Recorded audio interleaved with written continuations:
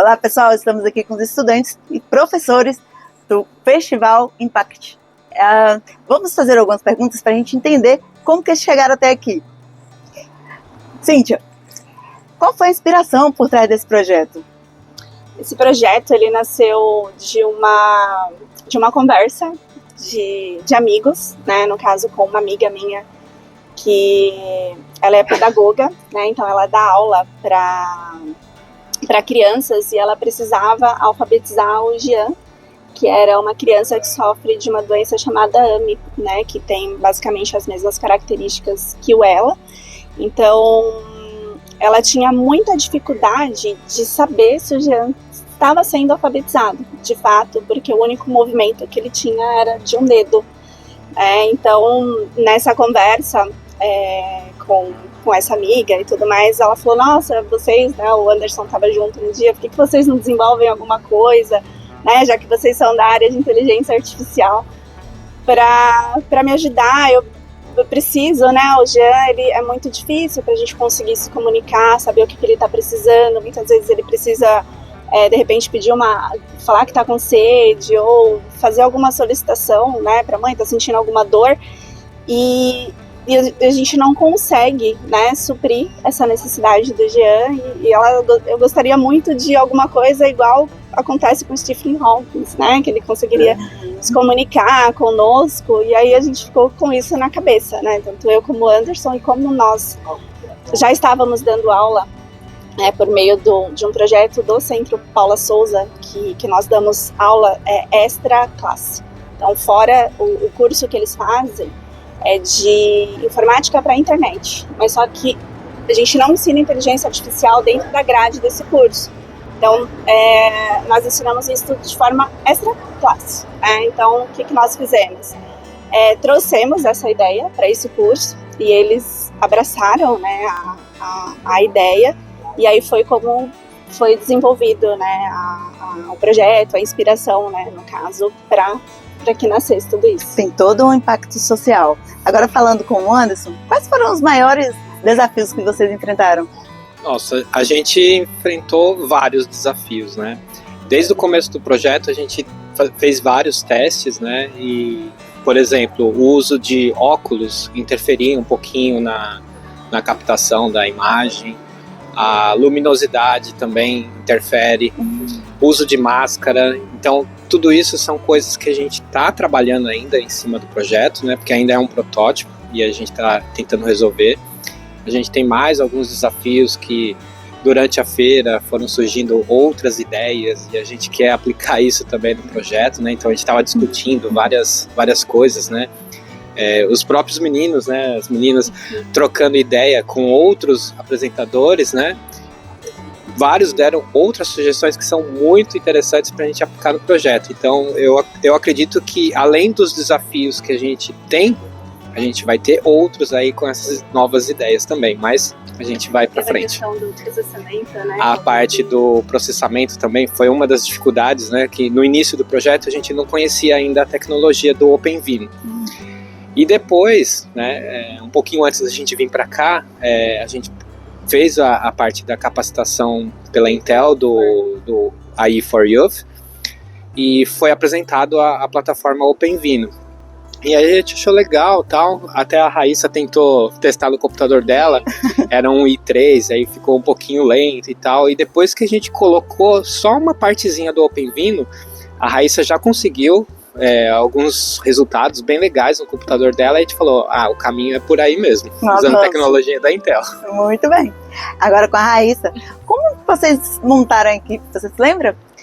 Então, eu, a Laura e o Pedro sempre fomos amigos desde o primeiro ano, a Laura e o Pedro já se conheciam antes, e daí por gostarmos muito de computação, de informática, nós sempre ficávamos juntos nas aulas, a gente sempre teve ideias de projetos e tudo mais, e estávamos fazendo o curso de Python, de introdução a Python, depois a gente fez um de Machine Learning, então estávamos ali na área juntos, e eu, Pedro e a Laura sempre fomos muito animados para tudo, principalmente quando na área de computação, a gente fica louco com essas coisas, e daí quando deram a ideia de fazer um projeto assim, eu, a Laura e o Pedro, a gente agarra e falou assim, não, a gente faz, a gente quer, não, vamos lá, bola pra frente. Então, quando deram a ideia, nós simplesmente agarramos com tudo e começamos o projeto.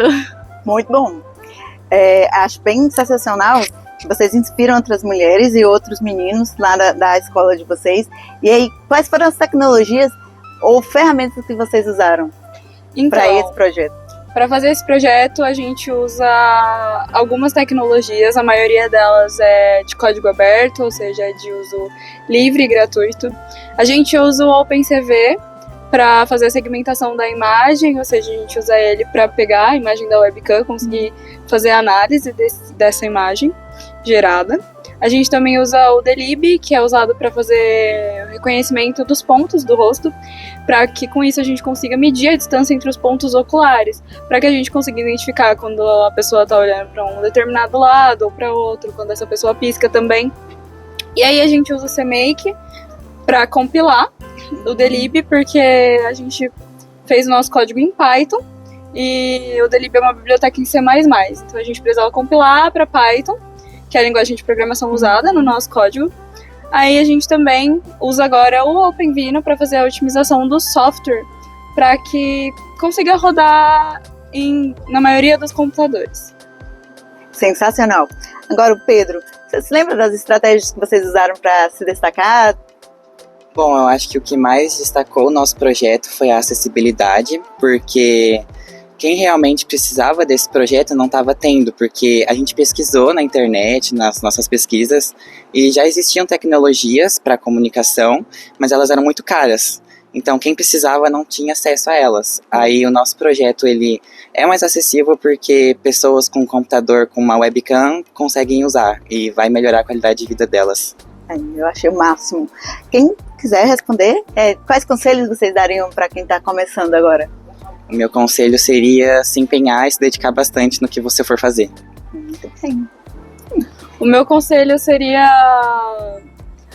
não achar que é impossível. Nada. Tudo, independente da ideia, independente do que seja, tem alguma forma de fazer. A tecnologia e a lógica de programação é muito forte e consegue ajudar em muitos pontos.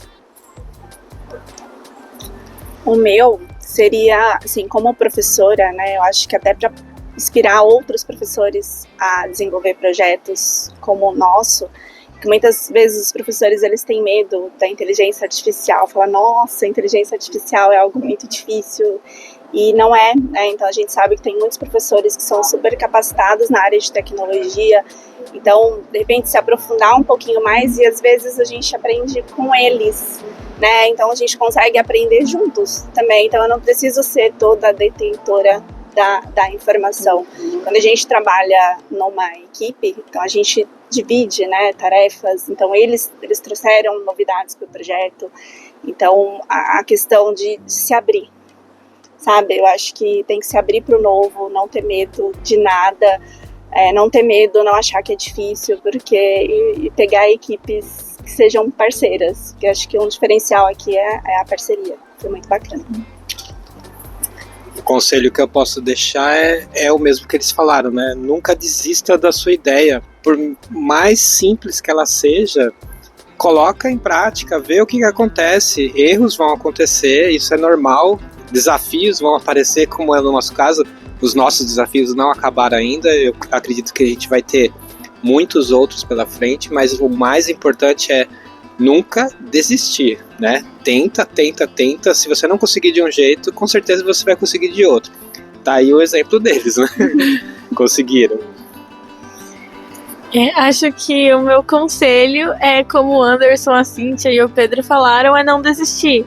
Se você gosta de uma área, se é informática que você quer, se é programação que você quer, persistir na área. Às vezes eu sempre fico muito estressada quando o código não dá certo, quando dá erro, eu quero jogar meu computador pela janela, mas...